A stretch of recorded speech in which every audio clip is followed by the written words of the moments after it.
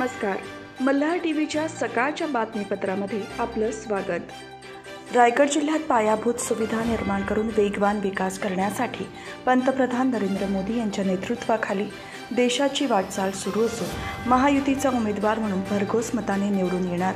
यामध्ये पेणकरांचा वाटा मोलाचा असणार असा आत्मविश्वास महायुतीचे उमेदवार सुनील तटकरे यांनी पेणमध्ये व्यक्त केला. पेण तालुका आणि पेण शहर पदाधिकारी तसेच कार्यकर्त्यांच्या उपस्थितीत मंगळवारी आगरी समाज हॉल येथे सभेचे आयोजन करण्यात आले होते. या सभेला आमदार रविशेठ पाटील, माजी आमदार धैर्यशील पाटील, आमदार अनिकेत तटकरे, माजी नगराध्यक्ष प्रीतम पाटील, भाजप जिल्हा उपाध्यक्ष वैकुंठ पाटील, जिल्हा चिटणीस मिलिंद पाटील, माजी नगराध्यक्षा प्रीतम पाटील, जिल्हा परिषदेच्या माजी अध्यक्षा निलिमा पाटील, शरद कदम, माजी उपनगराध्यक्ष वैशाली कडू, मनसे जिल्हाध्यक्ष जितेंद्र पाटील, मंगेश नेने यांच्यासह पदाधिकारी, कार्यकर्ते आणि मान्यवर उपस्थित होते.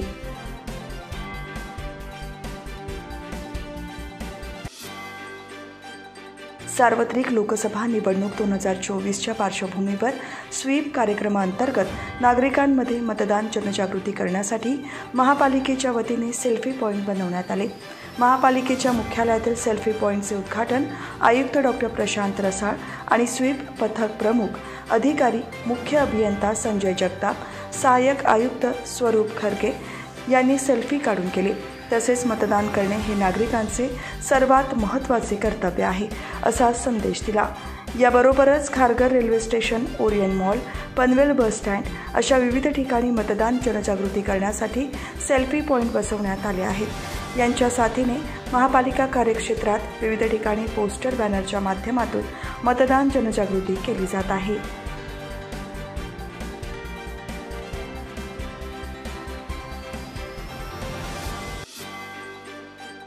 लोकसभा निवडणुकीच्या पार्श्वभूमीवर रेल्वे, पोलीस आणि राज्य उत्पादन शुल्क विभागाने धडक मोहीम राबवून एर्नाकुलम ओख एक्सप्रेसमधून दारू जप्त केली आहे. लोकसभा सार्वत्रिक निवडणूक 2024च्या आचारसंहितेच्या निर्देशानुसार तसेच राज्य उत्पादन शुल्क विभागाच्या पथकाने पनवेल रेल्वे स्टेशनवर आलेल्या एर्नाकुलम ओख एक्सप्रेसची दारूबंदी कायद्याअंतर्गत झडती घेतली. त्यावेळी एक बॅग पथकाला सापडली. या बॅगेच्या मालकीबाबत विचारणा केली असता त्या ठिकाणी कोणीही समोर आले नाही. या बॅगेमध्ये विविध ब्रँडच्या 525 सीलबंद बाटल्या असल्याचे तसेच सर्व बाटल्यांवर गोवा राज्य विक्रीकरिता असा मजकूर नमूद निदर्शनास आले. त्यानुसार पोलिसांनी कारवाई करून विनापरवाना परराज्यातील विदेशी मद्याचा एकूण 18,950 रुपयांचा मुद्देमाल पोलिसांनी जप्त केला.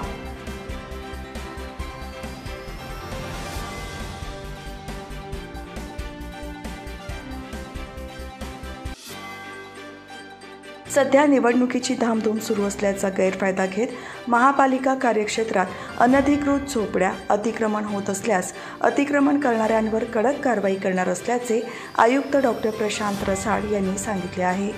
पनवेल महापालिका कार्यक्षेत्रातील खारघरमधील बेलपाडा डोंगरावर अनधिकृतरित्या सुमारे 75 झोपड्या बांधण्यात आल्या होत्या.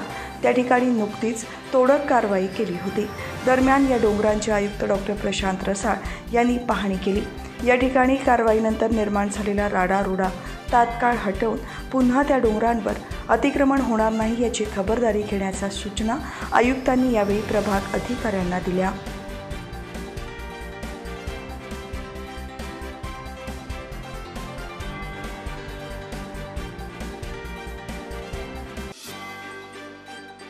खालापूर तालुक्यातील वानिवली येथील असलेली HS केळकर या कंपनीला मंगळवारी भीषण आग लागली. काही वेळातच या आगीने रुद्र रूप धारण केल्यामुळे आगीवर नियंत्रण आणणे अवघड झाले. ही आग कशामुळे लागली याचे कारण अद्याप अस्पष्ट आहे. या कंपनीमध्ये विविध प्रकारचे सेंट निर्माण केले जातात. आगीच्या घटनेमुळे लाखो रुपयांचे नुकसान झाल्याची माहिती समोर आली आहे.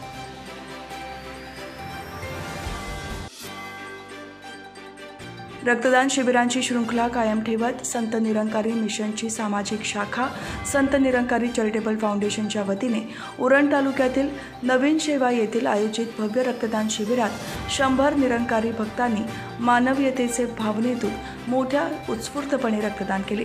संत निरंकारी रक्तपेढी विलेपार्ले मार्फत रक्त संकलन करण्यात आले।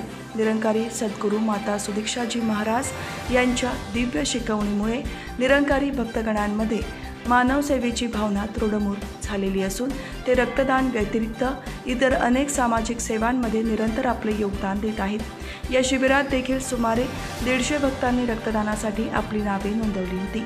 यावरून सद्गुरू माताजींच्या शिकवणीचा प्रभाव दिसून येतो।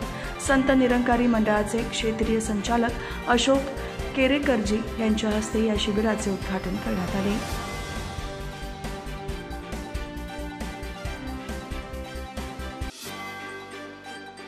रायगड जिल्हा खो खो असोसिएशनचे अध्यक्ष आमदार अनिकेत तटकरे यांची महाराष्ट्र खो खो असोसिएशनच्या उपाध्यक्षपदी तर रायगड जिल्हा खो खो असोसिएशनचे कार्यवाह आशिष पाटील यांची महाराष्ट्र खो खो असोसिएशनच्या शासकीय परिषद सदस्यपदी बिनविरोध निवड झाली आहे। महाराष्ट्र खो खो असोसिएशनची 2024-2028 या कालावधीकरिता कार्यकारिणीची निवड करण्यात आली। यासाठी नुकतीच निवडणूक घेण्यात आली। ही 4 वार्षिक निवडणूक बिनविरोध झाली। या निवडणुकीत आमदार अनिकेत तटकरे यांची उपाध्यक्षपदी तर रायगड आशिष पाटील यांची शासकीय परिषद सदस्यपदी बिनविरोध निवड करण्यात आली। रायगड लोकसभा मतदारसंघात मतदारांवर प्रभाव टाकण्यासाठी वापर केला जाऊ नये यासाठी निवडणूक आयोगाने रायगड जिल्ह्यात विविध ठिकाणी अशा व्यक्तींवर प्रतिबंधात्मक कारवाई करण्यासाठी स्थिर सर्वेक्षण पथके तैनात करण्यात आली आहेत। त्यामुळे मतदारावर प्रभाव टाकणाऱ्या पैसे वस्तूंवर निवडणूक आयोगाच्या पथकाची करडी नजर राहणार आहे। माणगाव तालुक्यात पुणे माणगाव मार्गावर रायगड हद्दीत तामिणी घाटात एक, असेच माणगाव दिघी रस्त्यावर मोरबा येथे एक आणि मुंबई गोवा महामार्गावर लोणेरे येथे एक असे 3 स्थिर सर्वेक्षण पथके रात्रंदिवस 24 तास काम करत आहेत। ही पथके येणाऱ्या जाणाऱ्या वाहनांवर तसेच एखादे वाहन संशयास्पद आढळून आल्यास त्यांना थांबवून त्या वाहनाची तपासणी करत आहेत। त्यामुळे निवडणूक काळात निवडणूक आयोगाच्या नियमाचे उल्लंघन करणाऱ्या पक्ष, उमेदवार किंवा त्यांचे कार्यकर्ते यांच्यावर निवडणूक आयोगाने याबाबत अनुचित प्रकार करणाऱ्यांवर प्रतिबंधात्मक कारवाई केली जाणार असल्याने अनेकांचे धाबे दणाणले आहेत।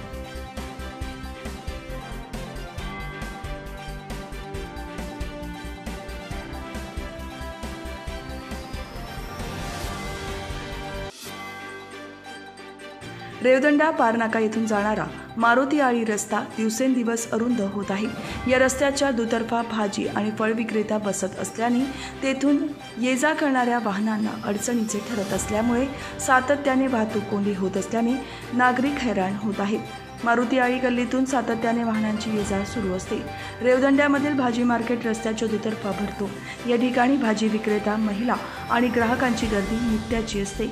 सद्यस्थितीत हा रस्ता अगदीच अरुंद होत असून या ठिकाणाहून 2 गाड्या जाताना सुद्धा अडचणीचे ठरत आहे। त्यामुळे या रस्त्याचे रुंदीकरण करण्याची मागणी स्थानिकांमधून होत आहे।